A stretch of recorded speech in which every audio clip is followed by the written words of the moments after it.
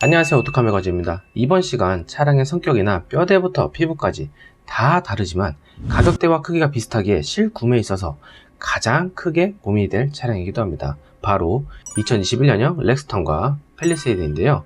먼저 이 두 차량을 비교해 볼게요. 우선 제일 큰 차이점, 바로 뼈대가 다르죠. 페이스리프트한 렉스턴은 전통적인 바디온 프레임, 흔히들 말하는 프레임 바디로 불려지는 그 뼈대이고요. 팰리세이드는 모노코크 바디로 불려졌던 유니바디입니다. 애초부터 이 두 차량을 가지고 비교하는 것 자체가 좀 매우 다른 부분인데요. 비교를 할 시에 종합적인 비교, 즉 카니발처럼 대가족이나 여러 가족이나 아니면 다자녀를 태워하고, 지프처럼 전통 오프로드는 아니지만 어느 정도의 전통 캠핑을 한두 번 할 것이고, 또한 차박도 해야 하는 멀티성 성격을 띠는 이 정도 크기의 중형 SUV 시장에 대한 종합적인 측면을 고려해보는 시간입니다. 우리나라 안에서는 거의 중대형 쪽에 속하죠.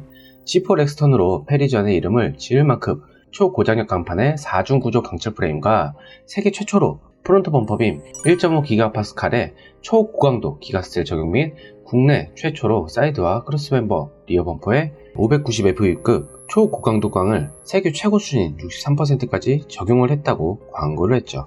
안전하게 세이프 존을 유지할 만큼 바디 강성이나 안전면에서는 쌍용의 프레임 타의 추종을 불허하는 경우가 있죠. 국토부에서 진행한 충돌 테스트에서 1등급을 획득하였고요. 참고로 구형 포드 익스플로러는 3등급을 받은 바 있습니다. 이렇듯 바디온 프레임의 안전에 대해선 굉장히 매니아층과 함께 신뢰를 갖고 있죠. 그렇다고 유니바디 프레임이 나쁘거나 안정성 면에서 부족한 것은 절대 아닙니다. 팰리세이드의 강판은 현대제철에서 만들고, 현대제철은 아무래도 포스코 강판에 비하여 네임밸류가 좀 떨어지는 것도 사실이지만 최초로 6스탠드 공법을 채택하여 더 얇고 강한 강판을 만들고 있다는 자부하는 바이죠. 렉스턴에서 자부하는 울트라강, 즉 핫스탬핑 강판을 A필러와 운전석 및 동승석, 그리고 일명 충격 흡수가 되어야 할 부분에 다 도입이 되었고요. 품질 면에서는 논쟁 부분이 있지만 10년 전 크랙이 생긴 핫스탬핑 공법이 아닌 많이 개선된 안정된 상태에서 IIHS 충돌 테스트 및 각국 충돌 테스트 부분 탑을 찍을 만큼 많이 발전된 모습을 보입니다. 여담이긴 하지만 초고강도 포스코사의 기가파스칼을 동급 차종 중 최대인 18.5% 세이프티 존 전반적으로 적용한 SM6가 나름 순간 달리 보이는 정도죠. 실제로 지인이 SM6를 타는데 사고가 좀 크게 났음에도 불구하고 매우 멀쩡한 상태였던 것이 생각이 나네요. SM6는 마케팅을 토션빔 이슈가 큰 상황에서 달리기 성능과 서킷 주행 테스트보다도 패밀리 세단의 안정성을 이런 것으로 강조해도 좋을 것 같네요. 여튼 렉스턴의 초고강도 기가스틸을 프론트 범퍼빔에 적용한 것과 590FB급을 63% 적용한 것과 일반 고장 강판을 81.7%로 이루어진 바디온 프레임, 즉 렉스턴의 뼈대와 현대 자체적 기준으로 포스코의 기준점보다 좀 낮은 차이점이 있지만요, 그래도 핫스탬핑 공법으로 이룬 기가스틸급을 주요 충격 흡수 부분에 적용시킨 팰리세이드, 즉 고장 강판을 마찬가지로 두루 적용했다는 것도 비슷하긴 해요. 하지만 아무래도 포스코냐 현대제철의 그 강판이냐 이런 차이가 있겠죠. 다만 한때 꽤 논란이 있었던 누구 뼈가 더 단단하고 박치기를 하면 누가 승자냐, 이런 약간 부시대적인 원초적 논쟁을 하려는 것보다 이런 차이가 있다는 것을 알아두면 좋겠고요.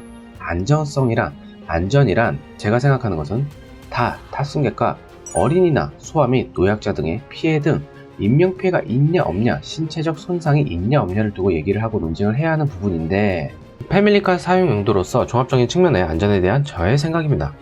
현대자동차가 한때 수출용과 내수용에 대한 강판 및 사이드 문자가 하나 있는 임팩트바가 내수용은 1개, 수출용은 2개였던 것처럼 이런 차별점을 두었던 점에서는 정말 혼나야 하고 소비자들의 원성을 듣는 것이 당연한 것이라 생각합니다. 다만 IIHS 뿐만이 아닌 NHTSA 테스트에서도 탑을 받은 것, 그리고 무엇보다 안전 테스트 안에 있는 더미들, 즉 승객입니다.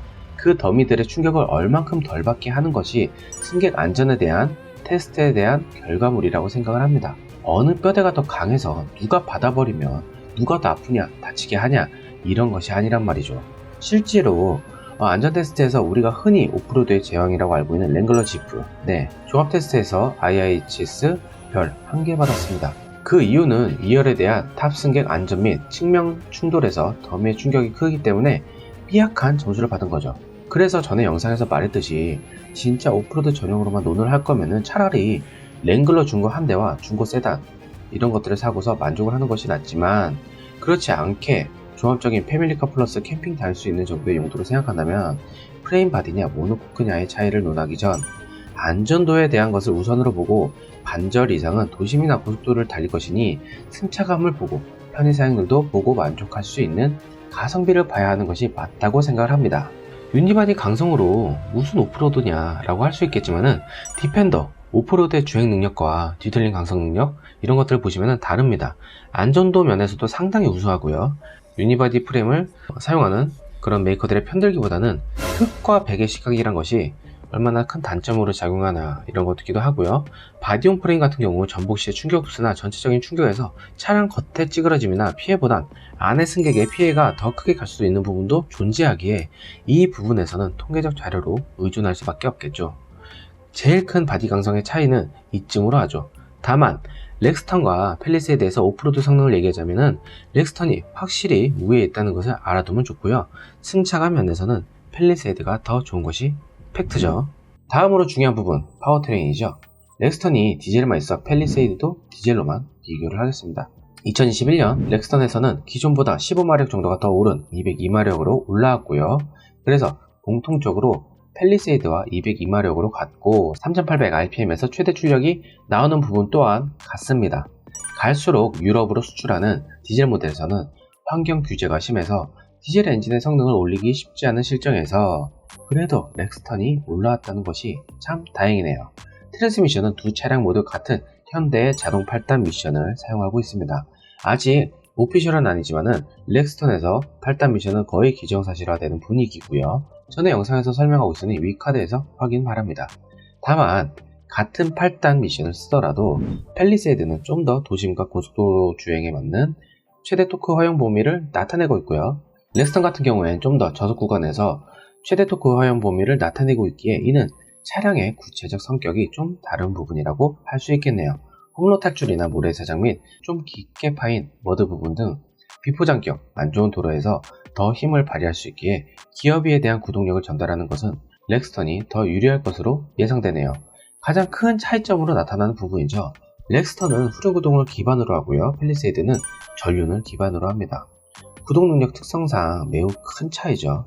이로 인하여 공간감이 좀 다르기도 합니다. 모하비 역시 바디온 프레임의 후륜이지만 개인적으로는 모하비보단 렉스턴이 낫다고 봅니다.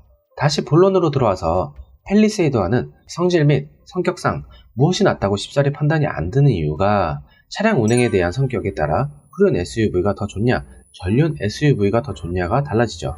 모든 사람들이 4륜을 선택할 것이 아니기에 도심이나 주로 고속도로냐, 아니면 간간히 험한 길에 전통 캠핑을 좋아하느냐, 캠핑을 가도 글램핑을 가느냐 등등 각기 다른 삶의 부분에서 SUV, 특히 중대형 SUV를 선택하는 사람들의 취향은 극명하게 나뉘어집니다.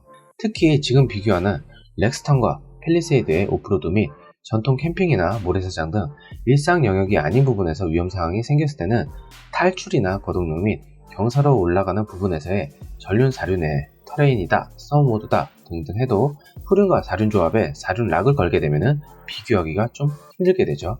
렉스턴 쪽이 훨씬 좋습니다. 뭐 개소리냐고 할 수 있겠지만은 이는 실제로 일전에 속초 해변 모래사장에서 지포 렉스턴과 쉐보레 트래버스, 팰리세이드 이렇게 같은 4륜끼리 해변과 잔디밭이 연결되어 있는 경사가 꽤 심한 모래 언덕 부분이 있는데 주로 오프로드 동호회 분들이 운전 연습이나 입문용으로 많이 들어옵니다. 실제로 본 결과 티볼리 4륜과 셀토스 4륜으로도 올라간다고 자부하던 분이 팰리세이드로 터레인 모드에서 헛바퀴 도는 걸 목격했죠. 팰리세이드에서는 4륜 락을 걸어주는 게 없습니다. 차량의 크기도 한몫하겠지만은 셀토스 4륜 락 걸고 올라가던 부분을 못 올라가는 거 보고 좀 충격을 받았던 그런 기억이 있네요. 쉐보레 트래버스는 3개의 차종 중에 가장 덩치가 컸음에도 불구하고 무난하게 올라간 모습을 선보였죠. 가솔린이지만 토크감이 좋고 상시 4륜에서 생각보다 빠르게 헛바퀴에 살짝 돌다가 바로 배분하는 모습이 인상적이었죠. 이는 확실히 쌍용이 아예 기술력이 없는 것이 아니고 과거 무서 때부터 쌓아온 4륜 랠리의 데이터들이 잘 반영되었다는 생각이 듭니다. 누가 그러더라고요. 렉스턴이 전통 캠핑이라고 생각한다면 팰리세이드는 오토 캠핑장이나 글램핑장으로 생각을 하면 쉽다고요. 네, 다음 외관입니다. 외관 부분에서는 기존 렉스턴에 마크를 안 넣고 저렇게 쌍용 마크를 굳이 넣었어야만 했나 싶은 부분도 있지만 그것은 둘째치고 렉스턴의 전면부는 좀 더 보수적이면서도 남성미를 강조한 디자인이고요. 헤드라이트 안에 보석같이 빛나는 LED 램프는 기존에 무언가 어설펐던 외관에서 벗어난 모습이죠. 매우 완성적인 전면부 디자인입니다. 이와 다르게 개성이 두드러지는 팰리세이드, SUV의 과하게 커진 라지에터 그릴 안에 디자인을 가미한 유행을 선도한 차량이라고 할 수 있겠는데요. 특히 멧돼지를 닮은 듯한 공격적인 디자인에서는 강한 개성이 느껴지는 부분이죠. 오프로드도 엄청나게 잘 뛸 것 같지만 그 부분에서는 분명히 렉스턴에 밀리는 것이 옳은 현실입니다. 중앙 주행등이 상단에 위치해 있고 헤드램프는 하단에 위치하고 있는 점이 렉스턴과 가장 큰 차이점이죠. 다음, 측면 부분에서는 렉스턴 같은 경우 캐릭터 라인이 강하죠. 자칫 잘못 보면은 안쪽이 너무 쭉 들어가 있지 않나 싶을 정도로 굵직한 라인이 들어가 있었고요. 팰리세이드는 그와 좀 다르게 좀 더 단조로운 형상을 하고 있습니다. 전면부와는 다르게 측면에서는 좀 여리여리한 부분을 보여주는 팰리세이드죠. 후면부 리어 부분은 리어 램프의 가로 배치냐, 세로 배치냐의 차이가 존재하고요. 팰리세이드는 좀 여백이 확연하게 보이는 부분을 레터링으로 채웠고 렉스턴 같은 경우는 좀 더 다듬어진 모습으로 나왔죠. 방향치 시등을 합으로 내린 것은 좀 아쉽긴 하지만요. 실내 모습은 확연하게 두 차량의 색이 더 잘 드러나는 부분이죠. 팰리세이드는 풀 디지털 클러스터와 센터페시아 멀티미디어 모니터 부분이 상단부로 통일되어 있고요. 렉스턴은 소품구 사이에서 멀티미디어 화면이 위치해 있는 것을 볼 수가 있죠. 두 차량 모두 다 정갈하게 잘 정렬을 해놨지만은 버튼 위치나 조작의 용이성은 개인적으로 팰리세이드가 더 낫다고 봅니다. 렉스턴의 센터페시아는 수직적으로 세워진 반면 팰리세이드는 사선으로 내려오는 모습으로 보기에도 무언가 두터운 압도감이 느껴지는 부분이 있죠. 다만 전자식 기어 노브를 채택한 렉스턴이 버튼형보다는 조작감에 익숙함과 더 보기에도 좋아 보입니다. 아쉬운 점은 팰리세이드는 HUD 옵션이 있는 반면 렉스턴은 디지털 클러스터 가운데 부분에 HUD가 하는 부분의 역할을 대신하게 됩니다. 그래도 HUD가 있는 것이 일일이 센터페시아 모니터 화면이나 클러스터의 정보를 보는 것보다 더 직관적이고 시내나 고속도로 가릴 것 없이 좀 더 편하다고 생각하는 부분이죠. 이번 렉스턴에서는 2열 공조장치 온도 조절이 있는지 모르겠으나 전 버전에서는 없었는데요. 이번에도 왠지 없을 것 같은 느낌이 드네요. 그 외에 2열 롤러 블라인드 및 큐티 시트 등등 팰리세이드와 같습니다. 2열의 통풍 시트는 팰리세이드가 있고요. 현재 렉스턴은 1열까지만 적용되는 것으로 나와 있고요. 확실하게 출시가 되어봐야 렉스턴의 진가를 알 수 있을 것 같습니다. 렉스턴은 머플러가 듀얼 머플러 형상을 한 팁이 들어가 있고요. 실제로는 싱글 머플러죠. 팰리세이드는 실제로 듀얼 머플러가 되어 있는 것이 외관과 내관의 차이점이라 할 수 있겠네요. 대체로 보면은 렉스턴은 물론 패밀리 SUV를 기초로 깔고 있지만은 오너의 야외적 취향이나 가족 캠핑 등 좀 더 깊게 들어가서 할 수 있는 강점을 보이는 반면 팰리세이드는 외관의 형상에서 약간 더 키운 느낌일까요?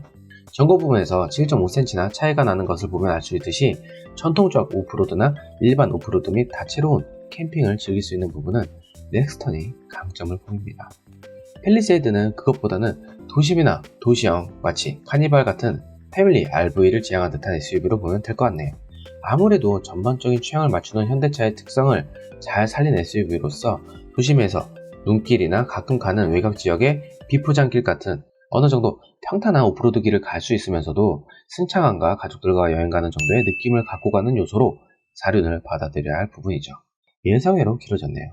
2부로 끝맺음을 하고 3부에서는 가격표와 옵션표의 비교를 하겠습니다. 오늘도 항상 감사드리며 더 건강하고 행복한 하루를 보내세요. 감사합니다.